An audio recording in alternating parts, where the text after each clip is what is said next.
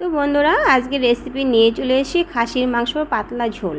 আর এইভাবে খাসির মাংস বা পাঁঠার মাংস পাতলা ঝোল করে খাবেন, গ্রেভিটা দিয়ে ভাত খেতে খুব ভালো লাগে।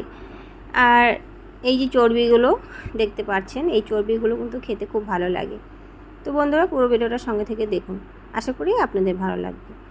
আর এখানে 500 মতো নিয়ে নিয়েছি মাংস, 500 মতো খাসির মাংস আছে। আর যে চর্বিগুলো মানে তেলগুলো আমি কিন্তু আলাদা করে রাখবো। আর এখানে জিরে বাটা, আদা বাটা, ধনে বাটা, তারপরে হলো মৌরি বাটা, কাঁচা লঙ্কা, রসুন সব কিছু পেস্ট করে নিয়েছি।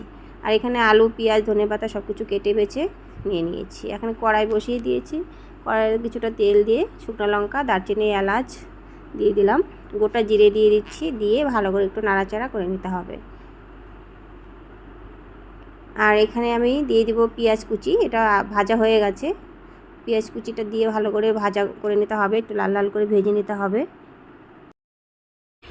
তো বন্ধুরা, এখানে কিন্তু আমি ভালো করে নাড়াচাড়া করে নিচ্ছি। এই দেখুন কতটা ভাজা হয়ে গেছে, মিশে গেছে পেঁয়াজগুলো।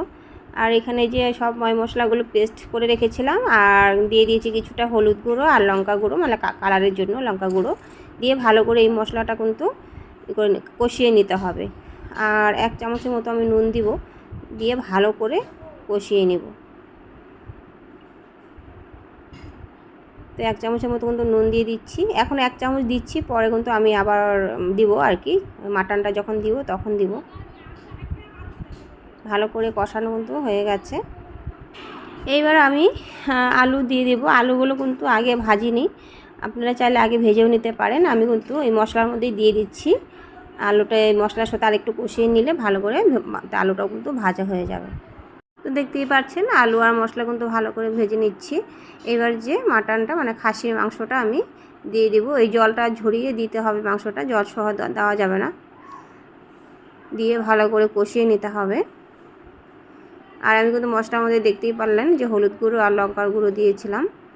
যা মশলা সব দেওয়া হয়ে গেছে, কষানো হয়ে গেছে, আর কোনো মশলা এখানে আর পড়বে না। লাস্টে শুধু একটু গরম মশলা গুঁড়ো দিয়ে দেবো নামানোর আগে। আপনারা চাইলে এই মাংসটা আর কি খাসির মাংসটা এসে প্রেসার কুকারেও রান্না করতে পারেন। এখানে কিন্তু আমি আরও 1 চামচ নুন দিয়ে দিয়েছি। তো বন্ধুরা, দেখতে পাচ্ছেন ভালো করে কষিয়ে নিয়ে আমি কিন্তু আগের থেকেই গরম জল বসিয়ে দিয়েছিলাম।